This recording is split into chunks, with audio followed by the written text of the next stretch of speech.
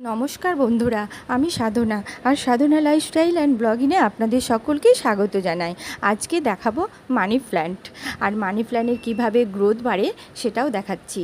অনেকেই বলে যে জলে রাখলে মানি প্ল্যান্ট পচে যায়, কিন্তু দেখো আমার অনায়াসে প্রায় 1 বছর থেকে মানি প্ল্যান্ট ঠিকঠাক আছে, কোনো পচন ধরেনি। তো তোমরাও এভাবে করতে থাকো। তো প্রথমে আমি মানি প্ল্যান্টটাকে ভালো করে ধুয়ে নিলাম, শিকড় সমেত সেটাকে ভালো করে ধুয়ে নিতে হবে। তারপর যে কিছুটা পাত্রে আমি পাথর রেখেছিলাম, সেই পাথরটাকেও আমি ভালো করে ধুয়ে নিচ্ছি। দিয়ে ওই কাচের পাত্রে আমি জল দিয়ে দেব ফিল্টার করা, আর পাথর দিয়ে সেই মানি প্ল্যান্টটা আমি বসিয়ে দেব।